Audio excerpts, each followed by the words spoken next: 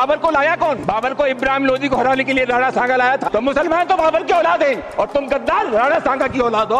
ये हिंदुस्तान में तय हो जाना चाहिए। राणा सांगा ने 1509 से 1528 तक मेवाड़ पर शासन किया और उनके अंग छिन्न भिन्न थे, मतलब एक आंख एक हाथ, फिर भी उन्होंने संघर्ष की लड़ाई लड़ी। और महाराणा प्रताप के वो दादा थे राणा सांगा, मतलब महाराणा प्रताप पोते थे उनके। और फिर महाराणा प्रताप ने इस संघर्ष की लड़ाई को जारी रखा था। साल 1518 में हथौली का युद्ध हुआ था इब्राहिम लोदी और मेवाड़ के राजा राणा सांगा के मध्य, जिसमें राणा सांगा विजयी हुए थे और राणा सांगा ने इब्राहिम लोदी को 2 बार हराया था। पानीपत के युद्ध में बाबर ने इब्राहिम लोदी को हराया और बाबर के संस्मरण में बाबरनामा में राणा सांगा के न्योते का जिक्र मिलता है, बट वो न्योता पानीपत के युद्ध के बाद का ही जिक्र मिला है, उससे पहले का नहीं। बाबर राजपूतों के खिलाफ युद्ध की तैयारी कर रहा था, बट कुछ इतिहासकारों का कहना है कि बाबर ने अपने प्रतिद्वंदी राणा सांगा के साथ गठबंधन की उम्मीद में खुद राणा सांगा से संपर्क किया था। फिर बाबर ने अपना प्रभाव जमाना शुरू किया, बयान किले पर कब्जा किया। राणा सांगा ने युद्ध लड़ा बाबर के खिलाफ और यही युद्ध खानवा का युद्ध के नाम से जाना गया, जो 1527 में हुआ था। बट इस युद्ध में राणा सांगा की हार हो गई। बाबर से युद्ध का बदला लेने के लिए युद्ध विरोधी सरदारों ने राणा सांगा को विष दे दिया। 1528 में राणा सांगा की मृत्यु हो गई और इस तरह उन्होंने कई युद्ध लड़े और अपने शौर्य से इतिहास में अमर हो गए। और कुछ लोग कह रहे हैं कि वो गद्दार थे। आप क्या कहोगे? कमेंट बॉक्स में बताओ।